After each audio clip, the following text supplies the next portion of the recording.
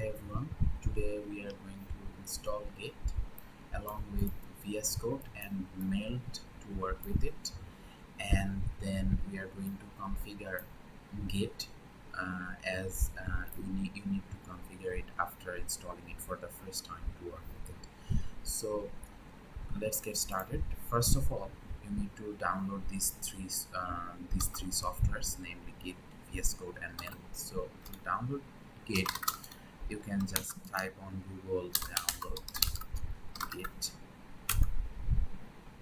and go to this Git SCM website and then download for Windows.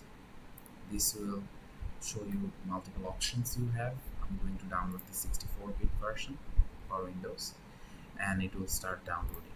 Now while that is being downloaded, let's download VS Code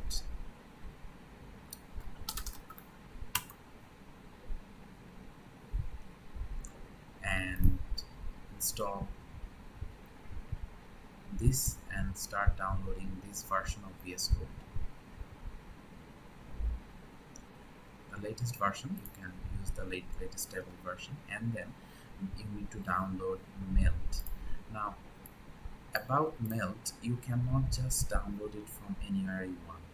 I recommend downloading it from its official website, meldmarch.org, and then going to download for the MSI file for Windows, downloading the MSI file for Windows, and now our three softwares are downloading.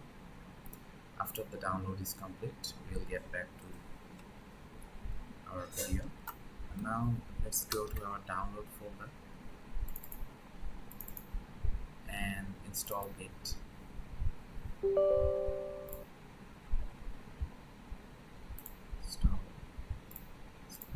Keep everything to default, it doesn't really matter. We are going to configure it later on according to our need, so we don't need to bother with all that. Now we are going to install the portable version.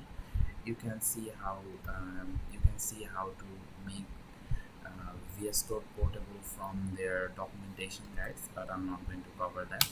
I'm simply going to move this portable version of VS Code to C drive and create a new folder here called, let's say, portable program, and then paste it in there. And I need to copy the directory where the VS Code executable file is and add that to our environment system environment variable.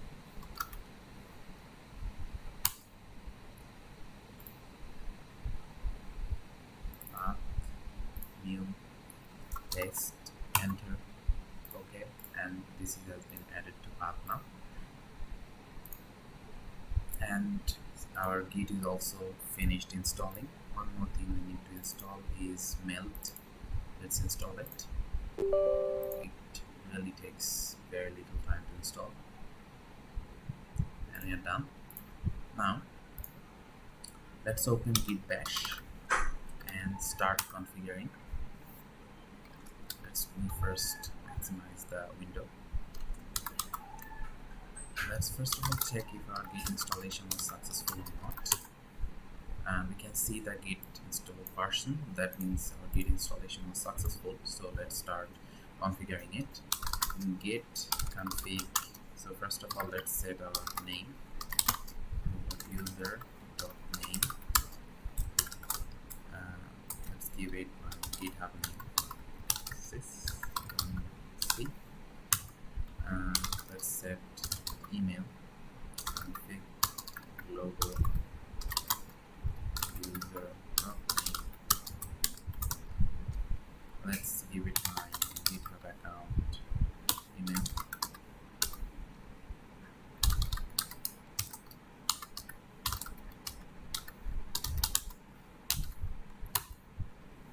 Now set our default editor, config.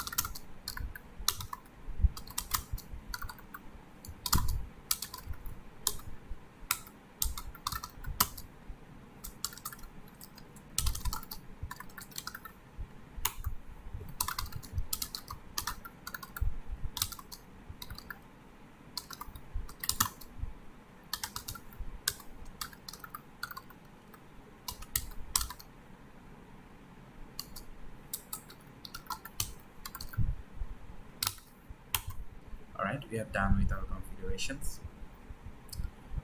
Now this last configuration is about line ending.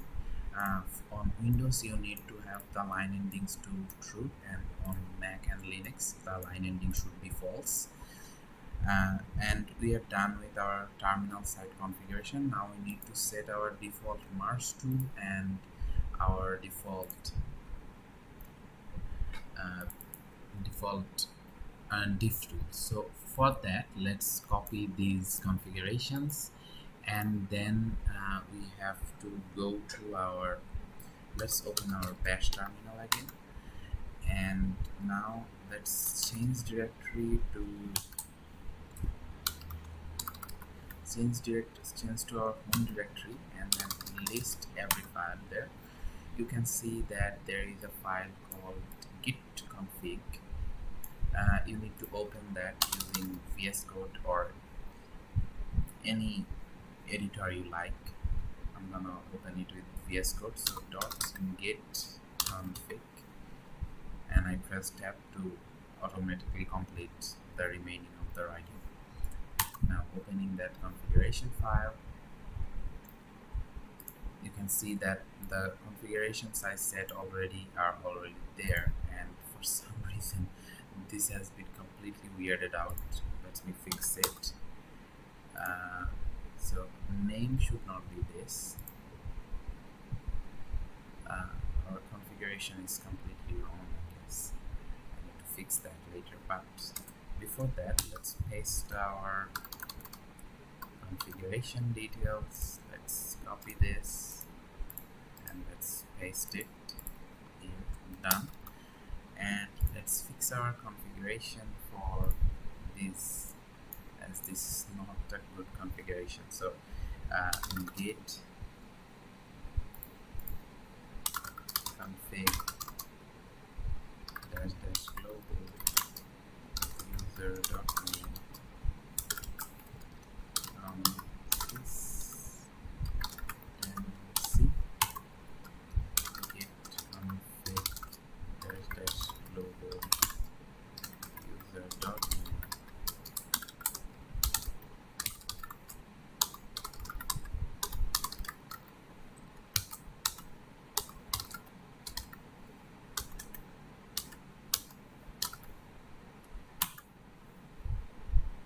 So those two configurations has been fixed. Now let's see if they're actually fixed or not.